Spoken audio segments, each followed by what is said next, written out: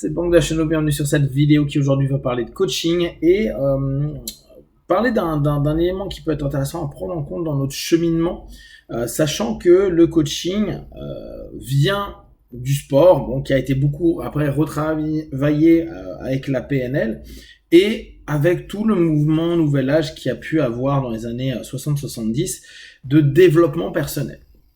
On a commencé à bosser sur soi de façon un petit peu alternative à ce que les religions ou les spiritualités pouvaient offrir.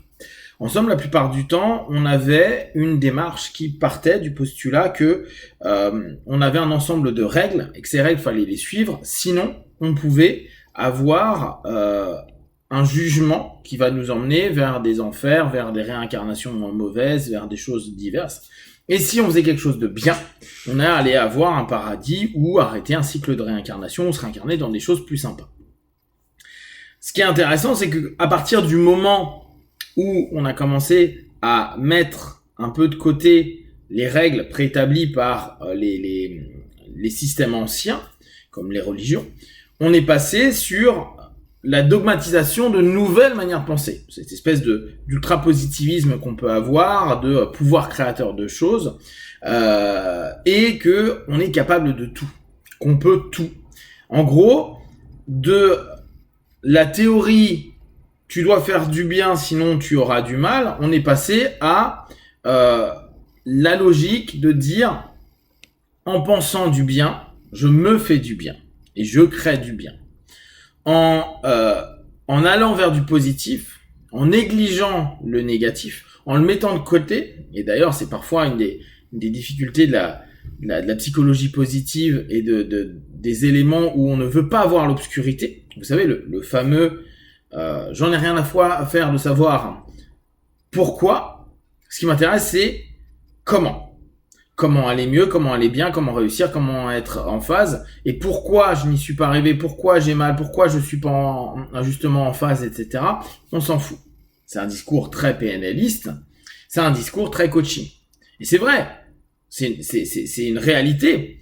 Apprendre à orienter notre intention est quelque chose d'hyper positif, c'est super bien.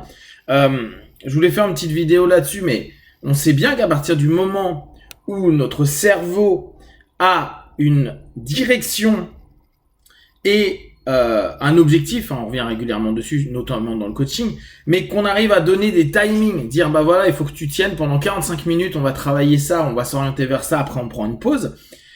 Votre cerveau est capable de s'imposer à maintenir la tâche, le temps que vous êtes donné. C'est pour ça que se donner des micros-objectifs avec des timings définis et des choses précises, c'est beaucoup plus marquant, c'est beaucoup plus positif et ça va vous permettre de faire des choses plus intéressantes que de faire des choses grandiloquentes. En tout cas, de penser à des choses énormes auxquelles vous n'aurez peu prise et que votre cerveau, au bout d'un moment, va lâcher, va se dire « Oh, bah, je vais plutôt aller faire ça. » Donc, on est passé d'un système qui était répressif à un système qui est d'ouverture. Et là-dedans, on a oublié que certes, le système répressif ne fait pas ça parce que tu risques d'aller en enfer, te réincarner négativement, avoir un mauvais karma, etc., etc., où les dieux vont te regarder. C'était certes pas ce qu'il y avait de plus intéressant, c'est un peu comme l'éducation à montrer constamment ce qui ne va pas et jamais ce qui va. Donc clairement, ça peut être difficile. Et puis, on sait que c'est pas optimum.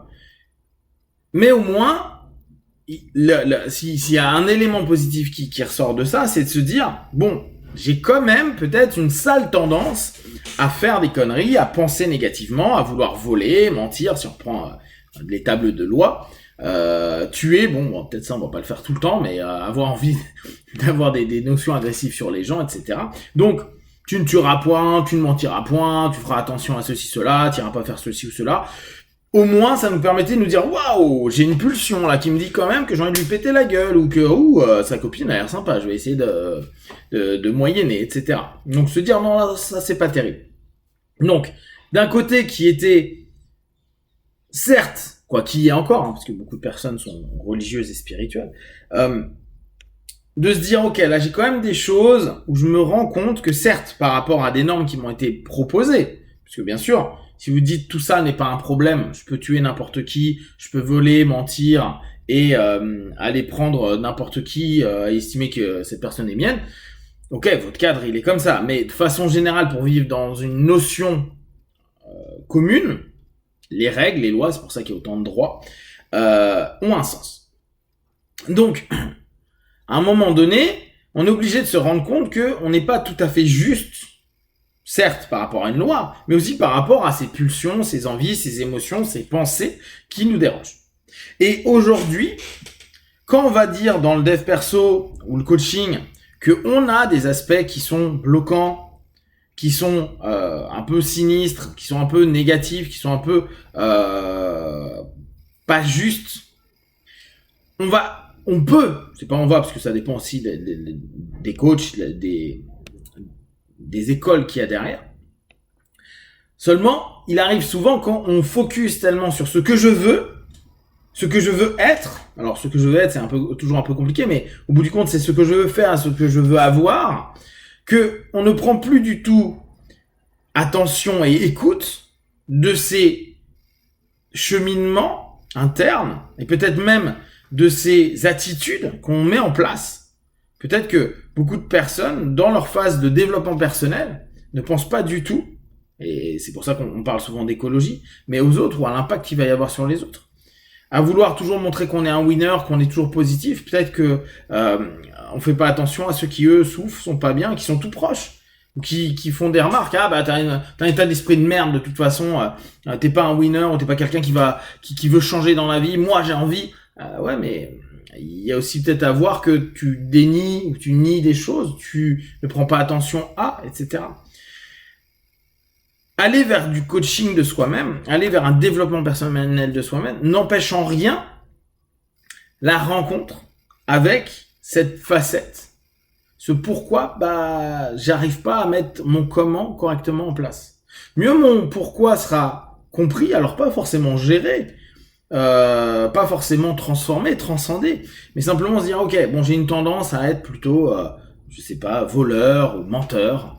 Bon, c'est quelque chose qu'il faut que je m'en rende compte parce que j'ai beau vouloir me dire je vais devenir ou à faire et avoir ce que je veux parce que je suis dans du comment, je mets en place un mindset, je mets en place une focalisation, je mets en place des attitudes.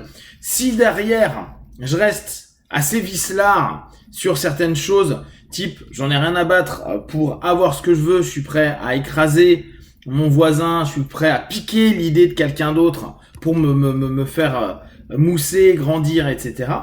Ah, tu pourras te satisfaire de toi, mais il y a quelque chose quand même qui est en dissonance. Et ça, de toute façon, ça ressortira à un moment donné. Cette rupture qu'on a voulu créer, alors consciemment ou inconsciemment, de dire cool, on est dans un nouvel âge et on peut aller vers du positif, alors que ce soit d'un point de vue auto-coaching, hétéro-coaching, mais aussi un petit peu l'ésotérisme New Age avec les connexions aux planètes, quoi, avec tout ce qu'il peut y avoir aux énergies, etc., etc., ne doit pas nous empêcher de nous dire, ok, le cercle ancien qui était plutôt basé vers observer vos ombres et faites attention avec des règles à ce qu'elles ne vous mangent pas trop, on n'a pas besoin nécessairement de les couper. Et pourtant, aujourd'hui, quand on parle à quelqu'un qui est dans du dev perso ou du coaching, de dire ouais, mais va chercher un peu la merde qui est à l'intérieur de toi, les tensions, la haine, la colère, la tristesse, tout ce que vous voulez, les émotions qui sont pas forcément les plus brillantes. On voit tout de suite genre ouais, mais non, mais laisse tomber, tu vas me créer une pensée limitante, une suggestion négative, etc. Moi, je suis orienté vers une chose.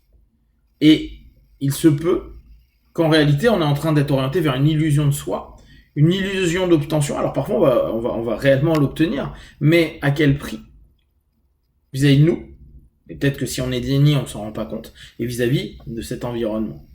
Donc je vous invite à repenser, à avoir une petite réflexion à ce niveau-là, à se dire, ok, comment je me situe moi? Est-ce que je suis plutôt sur un dogme un peu plus ancien lié à cette spiritualité et religion, ou est-ce que je suis plutôt New Age entre guillemets, et est-ce que je fais un lien entre les deux? Si vous avez des questions, des remarques, vous partagez sur Facebook, YouTube, j'y répondrai le plus rapidement possible.